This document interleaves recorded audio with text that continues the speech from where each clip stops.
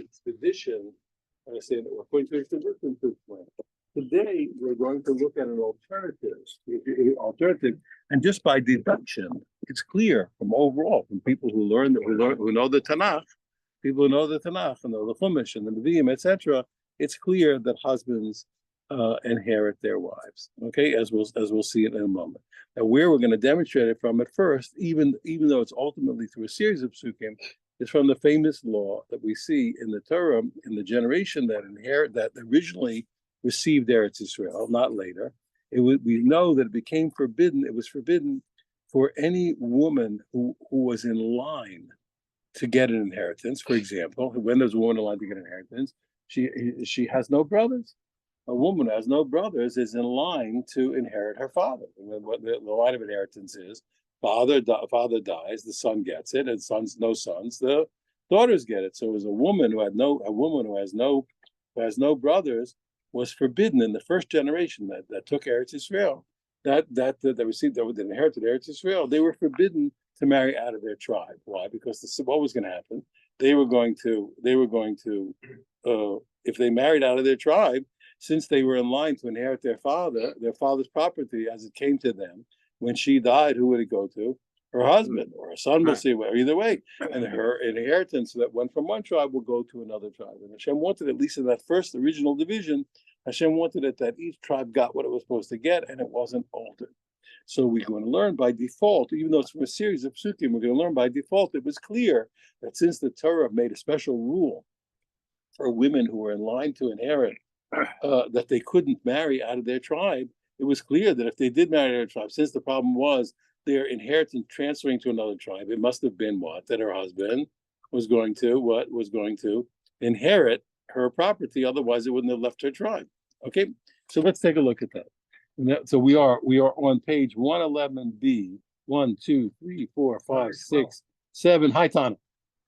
Before that, a little bit. It's a second fat line. It's a second fat line from the fat lines to 3/4 of the Baha'i time. Okay, so now we're going to learn an alternative, which is Rabbi Shmuel, and we're going to see by simple analysis of the psukim, it's going to be clear that a husband inherits his wife. Baha'i Tana. Okay, this time we can see it's Rabbi Shmuel. Okay, we see that Rabbi Shmuel learns it from another place. The Tanya, because we learned the following brayso. But Yorosho saw, okay, the first opinion learned like we learned above. From the primary pasuk of inheritance, they learned, as we tried to explain yesterday, he'll inherit her, okay, that the husband, okay, but that teaching that husband inherits his wife. Did Rabbi Kiva, that was Rabbi Kiva. Rabbi Shmuel, you don't have to learn from there. We have an easy way to learn. Harya Omer, we see the pasuk told us when it came to after the Benos Slavchad wanted to get their inheritance, etc. Harya Omer, the pasuk told us, the whole basi areshes nachla, any girl, any daughter who is in line to what? To receive an inheritance, to inherit parents, bimatas b'nei Israel, from the tribes of Israel, of the children of Israel, the echav mi mishpachas, to one member of the pasuk continues, that right here, from one member of the tribe, Mata Aviyah, of the tribe of her father, Tialisha. That's what the pasuk, they don't quote it. She has to be a wife to marry somebody from her father's own tribe.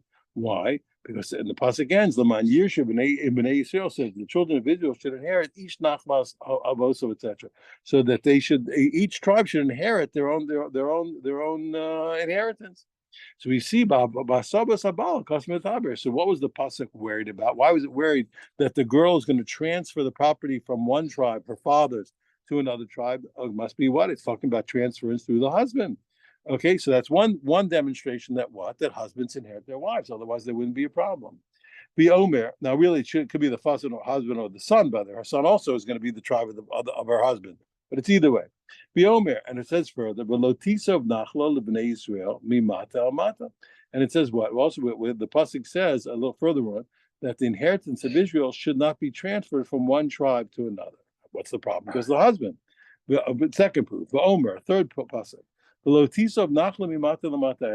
an inheritance shouldn't transfer from a tribe to another tribe. Omer, a fourth pasuk. We learned in the Navi, Elazar ben Aaron Mace, Elazar, the son of Aaron, the Kohen, he died. And they buried him, Begivas Pinchas Beno. They buried him on the mount, on the hill of Pinchas, his son. Okay, which he got in Har Ephraim. The Kohanim, remember, we got their portion in Har Ephraim. Okay, now but the Gemara says, how could Pinchas have an inheritance, a property that his father Pinchas didn't have? Okay, that Elazar didn't have. How could it be the son Pinchas had an inheritance that the father didn't have? And now later we'll challenge this, but that says it must have happened. How could he have gotten something that his father didn't? Pinchas Isha must have been that Pinchas married a wife from a different tribe. Okay, and she died, and he got an inheritance. The Omer, and here's another pasuk to show you that husbands inherit from their wives. Seguv olidis Yair. Seguv gave birth to Yair. And the son Yair had 23 cities in the land of Gilad. Okay, how could Yair the son have an inheritance that his father Seguv did not have? Malamed, again, it teaches us Shenasa Yar Isha Mesa must be Yar married somebody from a different tribe, and she died, and he inherited her. So now we bought 5 different psukim to prove this one point. 5 different times we brought a pasuk. So the Gemara, as the Brisa, the Gemara always does when a Brisa brings many proofs. And I told you this just to remind you, since I have time today. Remember, who's stronger? A person who brings a lot of proofs, or a person who brings a few proofs? A few, sure. The more you prove, you're showing us how weak you are. The more you prove your point, the more you're showing that it needs to be proven. And that's not only the Gemara knows that, Shakespeare knew that. He said in the who is it, Julius Caesar? Says, methinks yonder, or is it Macbeth? Methinks yonder lady doth protest too much. Right. Yeah, which is Macbeth. Yeah, it's too much. You say the more, and who's the strongest of all? No proof. When the strongest argument is when something is self-evident, doesn't need to be proven. Mm-hmm. So here with the Meiser brings 5 proofs. The says, "My Omer, what are you saying?" And it says, "What do you keep bringing proofs for?" It must be what? It must be that each previous proof had a weakness. So let's see what was weak about each one that you had to keep on. That you had to go beating a dead horse here. Okay, my Omer. So what is it? So b'chitema. So he's going to explain. I'll tell you why. Because after you brought me the first pasuk, and you'll say to me, "Listen, get out of here. That doesn't prove anything." The story by the daughters of Tzlafchad was where b'sibas ben kol kapikor. The Torah was worried about what? Was worried about the inheritance transfer because of the son, not the husband. Sons inherit their mothers. Sons can inherit their mother's property that came to her. That came to her from her family, etc. Okay, so therefore, what? So remember, we're going to see. There's easy ways that a woman can get property that will transfer, even after it was forbidden. Why? Because let's say a girl has brothers, so she's not in line for the inheritance. So she marries a guy she's allowed to marry out of her tribe, and then what happens? Her brothers die. And now she's going to get the inheritance, so she will transfer the property. Even in the first generation, she wasn't prohibited. She didn't do wrong. Either she could have such a woman could have married before it was forbidden, or she was never forbidden to marry because she had brothers. She didn't know brothers are going to die. Okay, now so it says okay, but anyway, if the brother wasn't married, if the brother was married, his inheritance went to his son.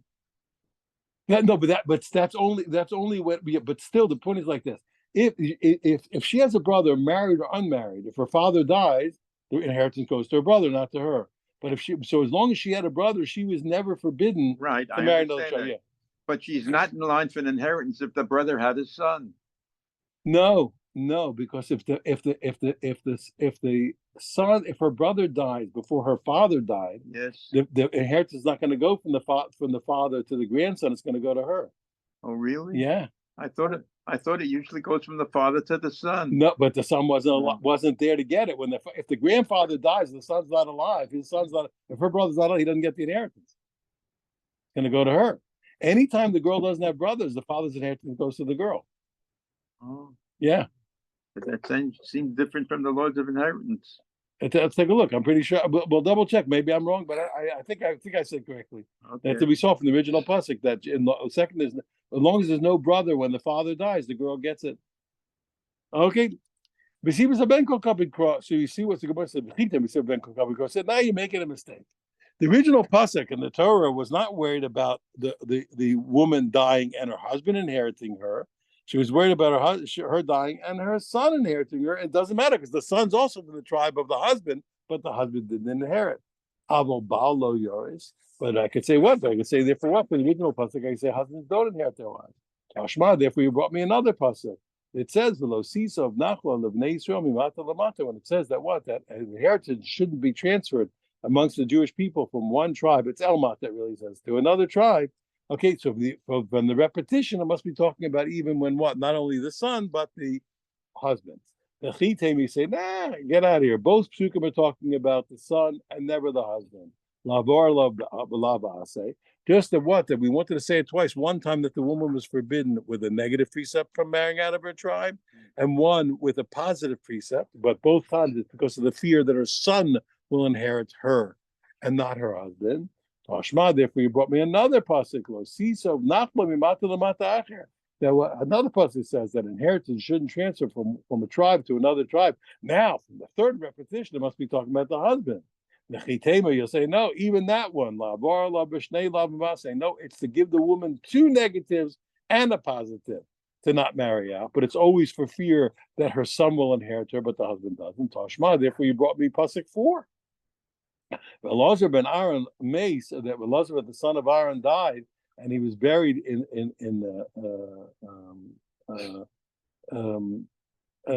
Pinchas's place. Okay, must be what? That he married out and inherited his wife. If you say, nah, even that. Elazar who denosiv itasa, okay, who mesa. No, you're making a mistake. It wasn't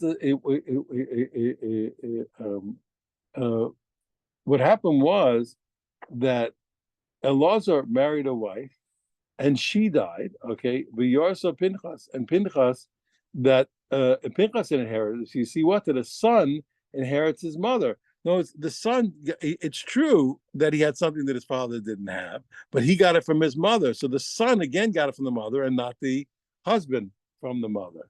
Tashma, therefore you brought me the last pasuk, Skuvo, ladies Yar, that case of Skuv, who gave birth to Yar had what Skuv didn't have. That one shows that what that must be from it must be what? That's the case where Yar married out and inherited his wife. What's that going to be the same way? Maybe the father married out and it was only the son who inherited the mother. He says, no, in Cain, Trey, Kroy, the history of the Tanakh wouldn't have told me two psukim for no reason. To tell me twice, what have to tell me? What have to tell me two times that the son had what the father didn't have? It must be one of them is to tell me what? That the son got what the father didn't have because the son married out as opposed to the father marrying out. And we see at least after all these psukim that a husband inherits his wife. Amar lei Rav Papa Labaya. Rav Papa said, "Get out of here." He said, "What kind of proof is that?" Everything saying that it's staying within the tribe.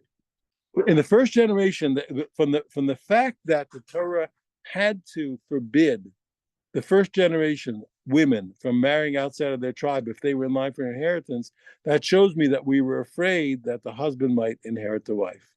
And they were there. If we see the husband inherits the wife. In the end, it was through a string of psukim, but that's what we understood in the end. Okay, so we proved. Okay, so we said it. Now, Amarle Rav Papa la Abaya. Rav Papa said to Abaya, "Mimai, how do you know that? How is that approved? Maybe I can still say what? Never. Husbands don't inherit their wives. Okay, but and all the psukim were worried about transferring the inheritance because the son was going to inherit his mother, and not because the husband inherited the wife. But Yar, even the last case of Yar, which you said had to be that Yar, the son married out and inherited his wife. The Zabin Mizban, he bought property. He had property the father had because he bought it, not because he inherited it from his wife. Who Pinchas Nami, and also Pinchas, the Zabin Mizban, he bought it. That's all. What's the big deal? Amar Leisi said to him, no. Pinchas the Zabin Mizban. You can't say that Pinchas bought property and then buried his father in that property. Why? If that's true, Nimtseis Hasoda, okay, Chazeres B'Yovel. Because the rule is, in Eretz Israel, when you buy property, what happens? You never really buy property in Eretz Israel. What happens when you buy property? It's a 50-year rental. It's going to go back to the owner afterwards. Okay, it's going to come out. The father, the tzaddik, is buried in a piece of property that doesn't belong to him. They could have bought property from someone who wasn't Jewish. No, nobody. They didn't have the property. That property was in Eretz Israel. No non-Jews had it. Oh, Oh, then we had it. So therefore he says, what? So what's the problem? The problem is that it's understood that you don't bury a person. It's not covered to bury a person property that's not theirs. When when it's part of their inheritance, even if the son gets it, that's still the honor of the father. In the family inheritance is still an honor. Chasam Sofer talked about a very important thing here, that for this reason, amongst Jewish people, even though we always help, if a person is needy, we help up needy people however we can. Certainly, if a family is poor, doesn't have a place to bury, we're going to help them. We're not going to charge them for a burial plot. Nevertheless, even though we're going to help a poor family, we always take something from them. We take some payment. Why? Because we want the property to be theirs. It's the covenant of the deceased to really own the property that he's buried in, and for the family to own it. And therefore, even if we're going to give a property to a poor family to bury, we still have them cough up some payment, so they buy it and it's really theirs. We have to sell it to them. The Hebrew food burial, that's what they do. They have a sliding scale depending on how much they. Because we want to charge them something, not to be mean to them. We want to make sure we don't want to lend them a property that's not covered for the mace. We want to sell them a property. Instead, you have to sell them for very cheap. We're able to use the rule ain't no karka. Yeah, and therefore what? And Therefore, whatever price, exactly. Whatever price you do is a good price, and that's covered for the family. but even if you sell it to him, doesn't it go back? It goes back to in Yovel, it goes back to the original owner. Oh, to who? To the poor person? If you sell it to the poor person, No, what you said is true, but I confused you. It's true in Eretz Israel. We said that buying a property won't be right to bury somebody in, but today, where we don't have those laws, oh yeah. So therefore, we're careful to sell property to a poor person for his burial, so he'll own it. That's the point. Today, that's all. Because we understand that it's the kavod. It's always the kavod of a family to own the property as inheritance. That's the point. But you said good for you. You're right. What you said. I was talking about two different kids, but in our times, that from this we learn that we're always makpi to make even the family that we want to help, we make sure that they pay us something, so they actually buy the land. Ela ema denaflele. Okay, so you have to say what? Okay, it must be what? Remember, we're talking here about Kohanim. They had a portion that was given to them by the other tribes. So the Kohanim here, what happened was, where did he get property that didn't belong to his father? He got it from a chayrim. When a guy says chayrim, there's two ways. Either, according to one opinion, anytime a person says chayrim is one of the ways of donating property, that it belongs to the Kohanim. There's another opinion goes to the Mesdaminis, but if he says chayrim the Kohanim, anytime a person says this property is chayrim to Kohanim, it for sure goes to the Kohen. So that's a way. Don't worry. That's a way that Pinchas could have that the son could have gotten property that the father didn't have. Okay, good. Amar Abaya. Abaya says, okay, now Abaya says, I got a problem. If you remember, we learned earlier the pasuk by there when we talked about girls not marrying out when they were alive for the inheritance. If you remember, it said me matos. It sounds like she's inheriting at once from two different tribes. In other words, her father's from she's getting inheritance from her father from two different tribes. So she's at once, okay? Because we said when it said b'chol bas yereshes nachla mi matas b'nei Israel. So we said what? It's where she has no brothers. So her father's from one tribe, she's inheriting him, and her mother's from another tribe, okay? And they both die. So she's inheriting one from the tribe of her father, because she has no brothers, and is also inheriting from her mother. And therefore, it says what? She has to marry somebody from her father's tribe. Now, 1 second, what good is it going to do? Even if she marries somebody from her father's tribe, that'll cover what? The inheritance from her father. But the inheritance that she got from her mother, even when she marries somebody from her father's tribe, well, her mother's inheritance from a different tribe is going to go to the man that she married from her father's tribe. Okay, in the end, it doesn't matter, because since the case was she was inheriting from both, so her mother's inheritance from her mother's side is going to go to a tribe of her husband. Gemara says, "Umi Mai." Gemara says, "Yeah, get out of here. Who says that's going to happen?" Dilma Shani also. Maybe it's different. Shekvar Huspa, there was already transferred. Now, I want to explain this, what it means, because uh, uh, when she marries, remember, tribes always follow the man. So what are you worried about? That when she dies, it's going to go to somebody else? What do you mean? What the second that she got her mother's, when she's going to get her mother's property, uh, uh, uh, one second.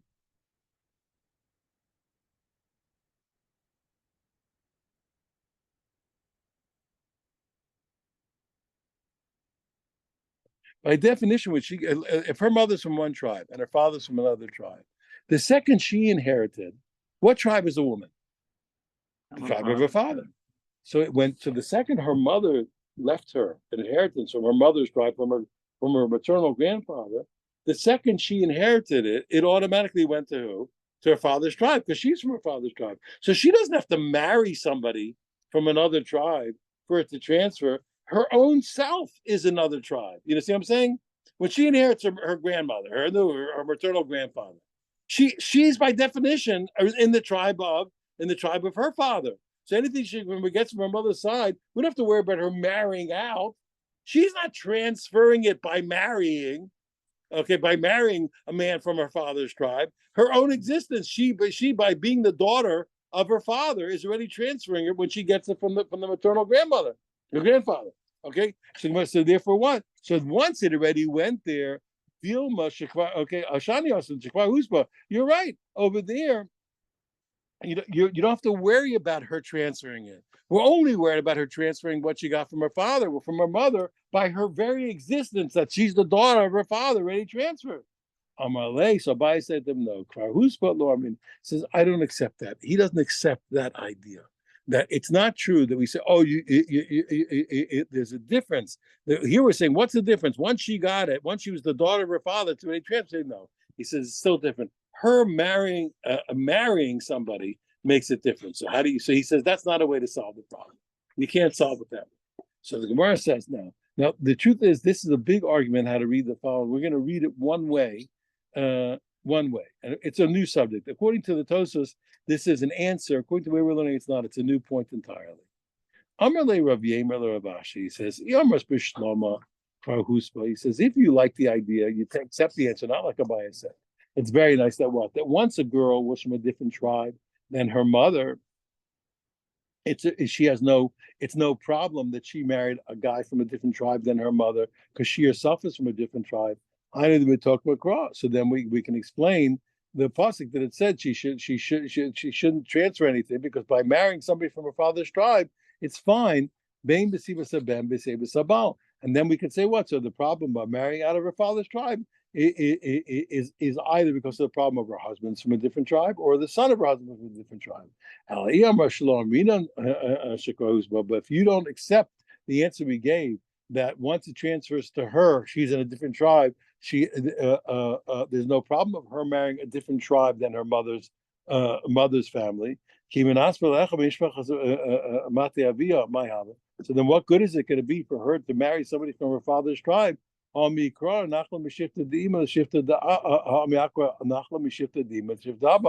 don't accept that aggravating it is not a problem, she aggravates it by transferring from her mother's tribe to the tribe of somebody from the tribe of her father when she marries him. The answer is he says, no, don't worry, we can still solve the problem. You made a mistake. You thought when she's inheriting from two tribes that she just marries somebody from her father's tribe. No, she marries a man who has exactly the same lineage that she does. If, let's say, her father's from Yehuda and her mother's from Shimon, she marries a man whose father's from Yehuda and his mother's from Shimon. She marries a man whose father is from the tribe of her father, and she marries a man whose mother is from the tribe of his mother. So it's no transferring instant. He's exactly the same lineage as her. Gemara says, 1 second, get out of here. If that's really what it meant, then the pasuk is not written clearly. If the pasuk sounds like what? She has to marry somebody from the tribe of her father. You're telling me she has to marry somebody from the tribe of her father, or somebody who's both from the tribe, whose father is from the tribe of her father, mother tribe of her mother. Well, the pasuk didn't say that. So if that's true, what you're saying, hi le'echa b'mishpach bati aviya ve'ima, okay, then it shouldn't have said what she should marry somebody from the tribe of her father. It should say for somebody from the tribe of her who's from the tribe of her father, and his father's tribe of her father, and his mother from the tribe of her mother. It should have said it. Where says no, it could have said it, but it couldn't have. The reason it didn't say it was why because I would have thought also the opposite. By saying the way it has to be Dafka the father, because I would have thought, listen, she can marry somebody. Not only she can marry two possibilities. She can marry a man whose father is from the tribe of her father, mother from the tribe of her mother, or she can marry a man whose father is from the tribe of her mother and whose mother is from the tribe of the father. As long as he's a mixed tribe and she's a mixed tribe, it's fine. And therefore, what? By saying simply she has to marry the tribe of her father, that emphasizes what? That you can't mix up the lineages, but of course it really means that it always has to match up. She has to marry a guy who's from the tribe, whose father is from the tribe of her father, and whose mother is from the tribe of her mother. Now, we have one more little piece. I'm just going to push us over till tomorrow, and it's like this. We up till now, we took the possibility that the first two psukim that we brought in the whole list were both speaking about the fear of transference was always through the son and not through the father. That's why we had to keep looking for a new pasuk to see, and not through the husband. So we had to keep looking further to a pasuk that showed that a husband inherits his wife. But I want you to know, says the Gemara, there actually is, we actually have an opinion, two brises that really learn that the first two psukim are talking about two different cases. One where the transfer happens through the son, and one where the transfer happens through the husband. Okay, and two of them. Let's take a look. And therefore, we could have those two brises held that we saw the point clearly already from the first two psukim. Why? If a woman is married to a man, the man dies. Does the woman inherit the property of the man? No. Never. Let's say there are no children. There are no children. No, it's not going to be. Remember, so we look. The order's like this: a man dies, it goes to his son. If he doesn't have a son, it goes to his daughter. He doesn't have a daughter, it goes to the grandfather. The grandfather goes to the brothers. No brothers, it goes to the uncles. Right. Never goes to the wife. Does not go. Now, but you have to know something. Yeah, and I told you this. We haven't talked about it yet. That's the way God wanted it. Right. Jewish men always protected their wives throughout history. We always did. There are a couple ways to do it. One way, and it works very well, and you can do it. One way is simply to transfer your property for a man to transfer property while he's alive. So many men give matnas chaim to their wives. I know yours truly did that. You understand? You transfer assets to your wife while you're alive to protect them. So and they write in the will, you get it. No will. You transfer the property while you're alive. You sign over to account to make sure you sign over to your wife while you're alive. You sign the house over to your wife while you're alive. There's ways to protect everything. You make everything joint. Yeah, joint is joint. One, you just give it to you. Give her possession. A second way that Jewish men always protect their wives, what was famously called shtar chetzi zachar, but it doesn't matter. It's the same thing. What you do is you to protect the girls, the daughters that what you do is like they protect your girls. What do you do? So because the boys are going to get the money. So what do? You say, listen, you write a paper and you write that you owe the girls $5 million, whatever it is, $5 million, and $5 million.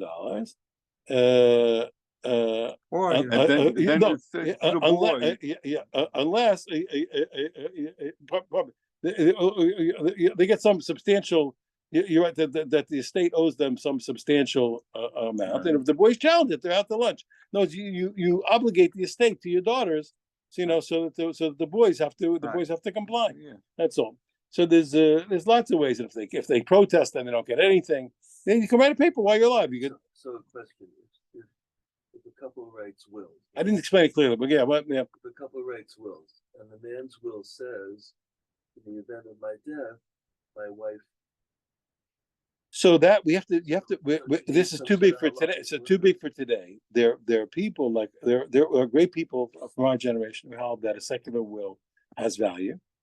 It'll work. Or the halacha. Some people, other people won't argue. Say, but there are people who hold that a secular will have value today.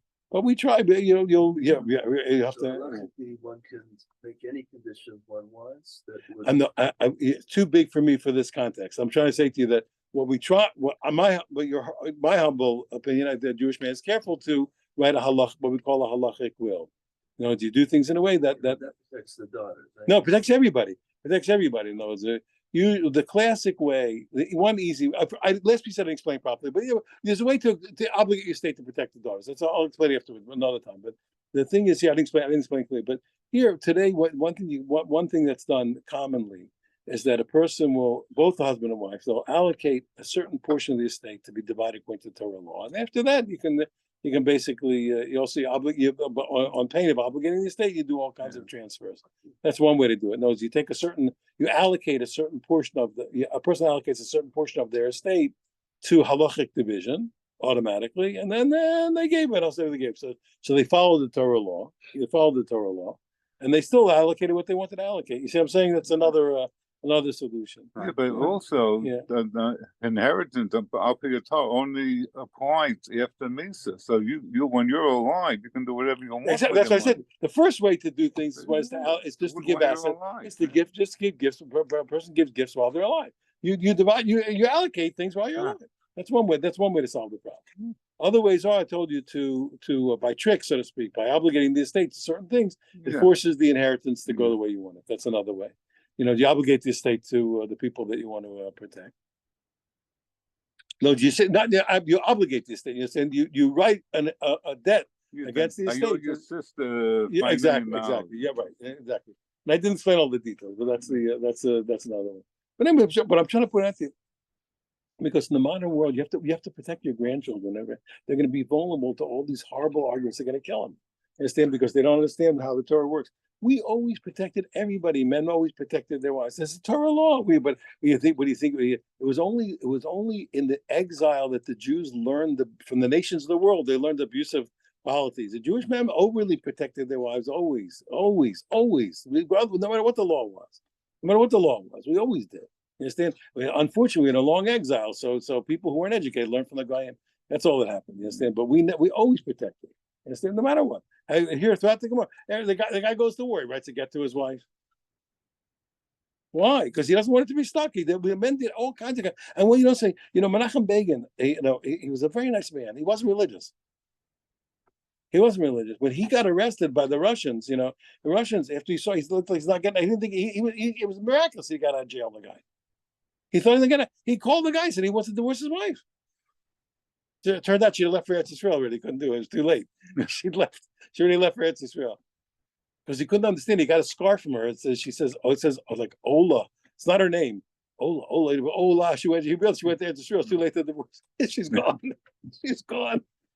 He wanted to say, but anyway, the point is that Jewish men always protected their wives. It was understood only from the Gullahs. Yes, people became uneducated. They learned from the ways of the nation. Here's a question about the woman who's her husband.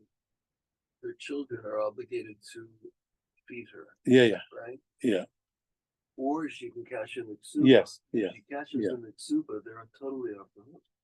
Yeah, but I'm saying, again, I'm trying to say to you that people always worried about every person set things up to take care of. That's what I'm trying to tell you. They get gifts from alive. There's all responsible men take care of their families. It was always like that. Whatever they had, but they took care. That's what I'm trying to tell you. It doesn't. We are experts we Jews are experts in following the law and getting and achieving our goals according to the rabbis. We always do. I'm saying it was always done. Explain a little bit more your statement about the next generation. You're worried about them. They're not educated, and I'll tell you quickly because that's not late yet. In the last 100 years, unfortunately, throughout the Jewish world, they rewrote the tradition, even religious people, and explained the Torah as a humanistic document. So they cherry picked the Torah till it matched the secular world's values. Mm-hmm. You understand? But they left out all the parts that don't fit. You understand? The Torah has slavery. The Torah has laws of nida, which are utterly invasive to women, etc., etc. We have a patriarchy. Only men can make divorces. So they skipped all the parts. You understand that they don't like, and we're all kumbaya like the nations of the world. And now all of a sudden, when everybody's reading, and that was all fine when the world was racist and bigoted. Just like when they gave Israel to the Jews, etc. They were still what they said. They still were racist and they still were colonists, etc. Nobody cared. But the world's changed. They don't believe in those things anymore. And these kids are utterly unprotected. They don't know how to explain the Torah anymore. People are looking at the Torah and say, "What about this? What about that?" You can't cherry pick the Torah anymore. When the secular world, the non-Jewish world, also had a vested interest in the Bible, they also were cherry picking. You know what I'm saying? They also cherry picked, although they basically threw it away because of Christianity. But that's not the point. They also cherry picked and ignored it. You understand?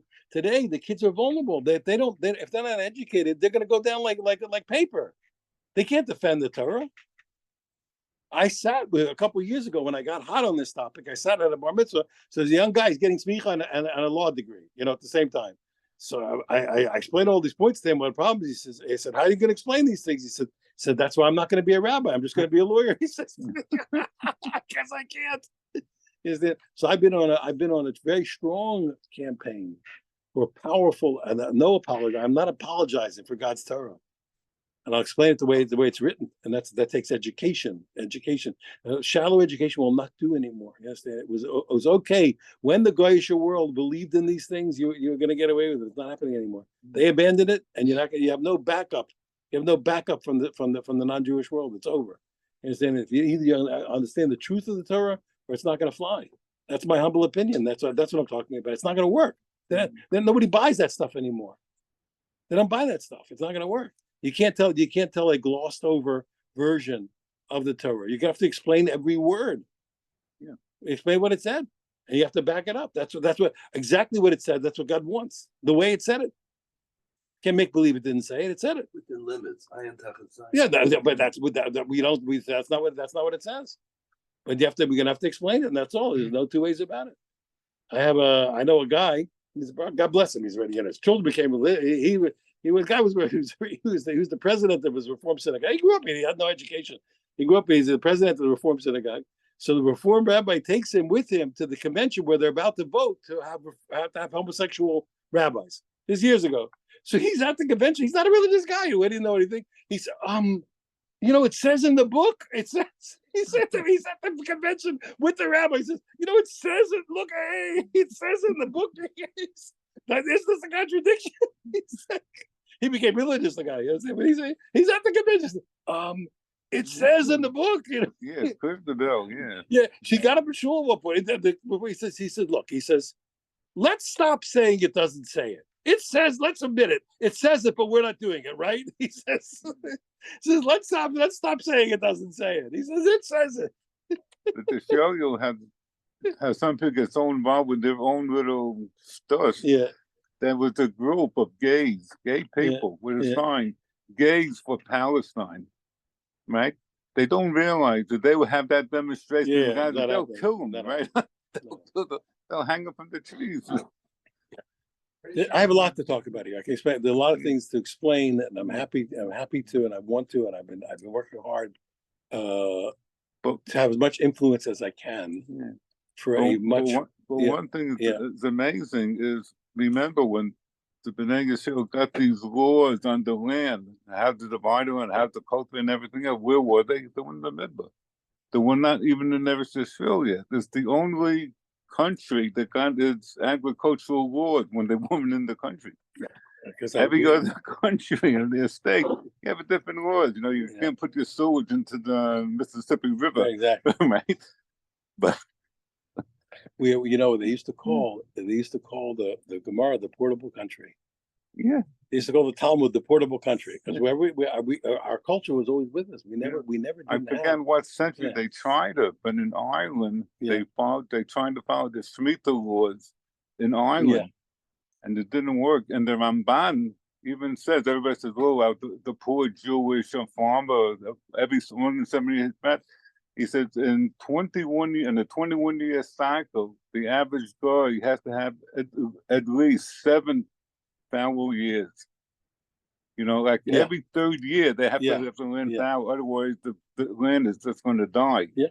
You know, so whose has it worse? The Jew only once in 7 years, or the guy every once in 3 Exactly, years? exactly.